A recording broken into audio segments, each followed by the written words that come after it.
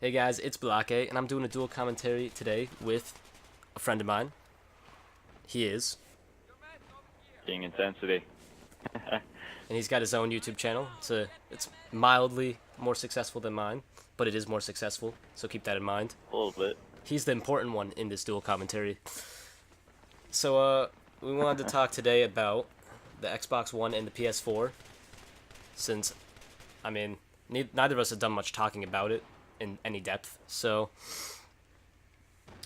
what do you wanna? Which one are you looking forward to?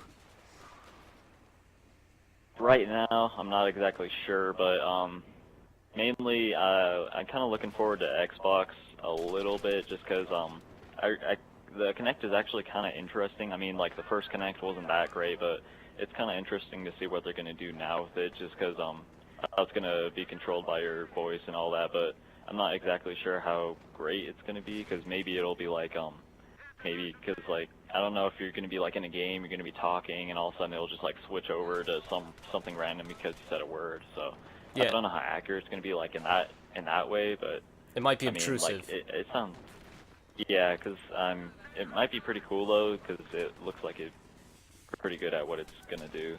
So I mean, I don't game on the Kinect because it's kind of stupid, but yeah. Yeah, honestly, that's part of the reason why I'm going for the PS3, or I keep calling it the PS3, the PS4, because I don't really care for the Kinect. I don't own one for my Xbox. I don't use it. I don't really care for the whole voice or sound commands. I don't live in the past where clapping your lights on was cool. um, Yeah. I feel like maybe that'd be a cool little party piece, but I don't feel like anybody would really care after a while. I feel like you Yeah. just use the Doesn't controller. exactly make it. Yeah, it doesn't exactly make the console. I mean, I'm not gonna buy it just for Kinect. Yeah. But with the whole PS4 thing, they're having like there's a little bit more interesting because they have a light bar on their controller as well as a touchpad and a motion sensor, which is on the top. So I mean, game developers are gonna look at it and be like, say, the next Battlefield, they're gonna be like, hey, maybe we could use this for something, and so PlayStation users might have an advantage in that way. Yeah. Maybe so. Like, I want to see what they do with the touchpad too, because they could do some more stuff with that as well. That's true. The other thing about the PS4 is it's basically got a Kinect coming with it. I think that's coming with or shipping with the console.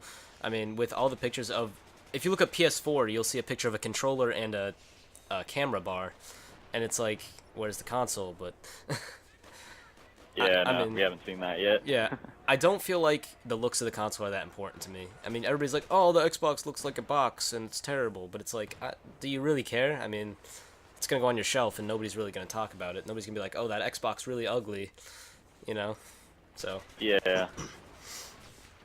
Yeah, the PS4, like their whole like light bar and like the motion sensor, it seems more robust. It seems like there's more potential for it than the Kinect. I mean, Kinect, it seems like you just yell at it like, "Hey, bring me to Netflix," and it does it for you. So yeah, it seems like the PS4's got like more robust technology going on. That has a lot more potential than the Kinect in my eyes. even with the PS3, the Move, I don't own one, so I'm not really an expert on it, but I know that it could be really accurate with like even first person shooters and whatever, and that's something that's not even possible on a Kinect. You can't play Call of Duty on your Kinect. There's no way. But Yeah. you could play some PlayStation games with the Move controller in 3D, and that was actually kind of interesting, though I never tried it out because I don't own 3D or a Move. So that basically, Yeah, I don't think the first person. Yeah, I don't think the first person shooter genre is ever gonna move on to having it built into Kinect, because I mean, your movement on a camera is never going to be as accurate as your thumb on a controller. So yeah. I don't think they're ever going to go that direction. But I mean, maybe it might be cool, but I don't think it'll ever go there. Well, in the future, maybe like in some 100 years or so, maybe it'll be more accurate, but Yeah. definitely not now. And like the other thing is, if you're playing a shooter, you can't really emulate holding a gun if you don't have a gun in your hands. What is Call of Duty gonna ship with its M16? Like, and that's Yeah. that's the gun you run around with. I mean, I don't know if that's any more immersive than it is now. I feel like that might take away from the immersion. Yeah. So let's go back to the actual consoles themselves. But so like, let's say that neither consoles had exclusives. Which one would you pick then? It'd be a much harder pick for me because right now it's pretty much 100% PS4, just because I love the Uncharted series, and although they haven't confirmed an Uncharted game yet, I'm pretty sure there will be one along the lines or down the lines, and even if they didn't, they'd still have great games anyway. But anyways, the question's not what I want now. It's if they didn't have exclusives, and it'd probably still be the PS4, just because it'd come down to the company's philosophies for me, and I mean, I might get hate for this, but I'm not really a huge fan of Microsoft, and I know a lot of people aren't huge fans of Sony, but I'm less of a fan of Microsoft than I am of Sony, so that's why I'd pick the PS4 if the exclusives did not matter. Yeah. So like right now, as of now, I probably pick the Xbox just because they have Halo, and that would be an exclusive. But say they didn't have exclusives, both consoles had Halo, I'd probably end up picking the PS4 because if that had Halo, I'd for sure go for that. I mean, that'd be awesome. And plus, with what I was saying, like they have the touch bar and all that. Like that looks pretty cool. I mean, I'm excited to see what game developers and them do with it. So can't wait to see what they do with those because that's probably what I'm most excited with the PS4. Yeah, because there's really no other discernible difference between the two, because essentially they have pretty much the same hardware. We don't know. I mean, we don't know what the PS3 is gonna look like, but I mean the looks aren't that important. I don't think to either of us. The controllers. I mean the PlayStation's trying to make theirs a little bit more like the Xbox. I feel like because they kind of changed their controllers a little bit. They made them a little wider, you know. But Yeah, the thumbsticks are actually concave instead of convex. I mean, like I hated the PS3 controllers. I honestly hated them because I always like had my thumb slipping off them because they had like a rounder side, and I like the Xbox ones because they mold to your finger. But now with the PS4 controller, I think they kind of caught up with it, and they're like, oh, people like this more, and so I think that so they kind of caught up with it.